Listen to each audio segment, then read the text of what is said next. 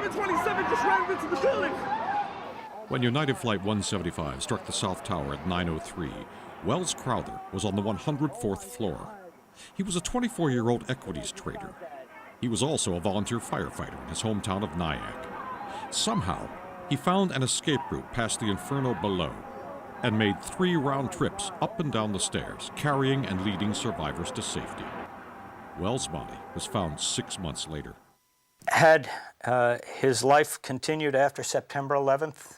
When I talked with his devastated parents in 2002, they had just learned what their son had done. It was a wonderful feeling to have this confirmed and to know that he acted in such a courageous and wonderful way. He was acting as a firefighter at the last hour of his life. He wasn't an equities trader anymore. He was a firefighter. I weep every day for my son, every day. 15 years after their loss, the pain is still just below the surface. It's always there.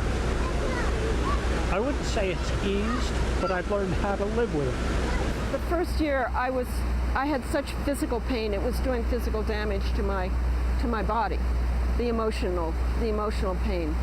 I just realized that I had to steel up and just put it someplace. Every now and then I just break out in uncontrollable sobs, more in earlier years than now, but I just try to keep focused on the good of his story and the good that his story is bringing. His legacy lives on through the dedication of family, friends, and former teammates. There was a Red Bandana football game and run at Boston College, Wells' alma mater. A Wells Crowther charitable trust that grants scholarships. An annual Red Bandana Heroes Award. A documentary soon to be released called Man in Red Bandana.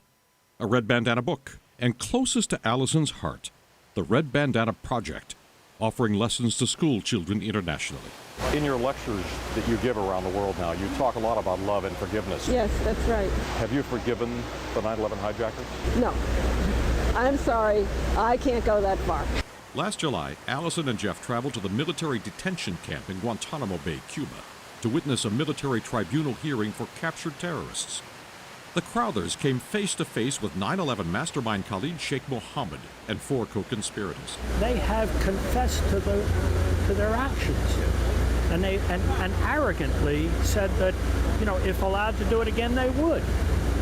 So I can't forgive them. No, not at all. They took our 24-year-old son from us. Both are frustrated that after all these years, none of them have been tried and sentenced. Bring them to justice. That's what we want, just swift justice. If justice is elusive, some measure of peace, at least, is not. The Crowthers find it here, near their son's name.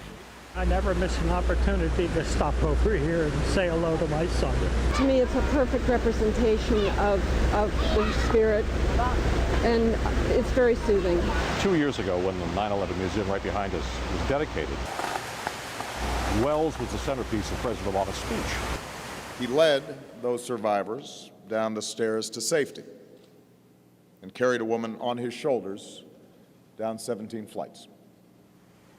Then he went back. It was absolutely stunning to me. It was so moving, so beautiful. I was so proud of Wells. I would trade every bit of that pride to have him standing right here with us right now. But I was so very proud of him.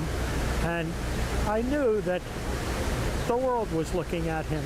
And the world was seeing what a fine young man he was.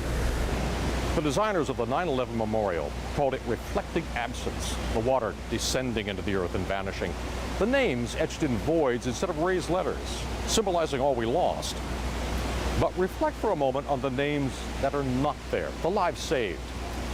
On that day of consummate evil, Wells Crowther and the hundreds of others who responded so heroically at the cost of their own lives taught us something valuable, something necessary about our common humanity.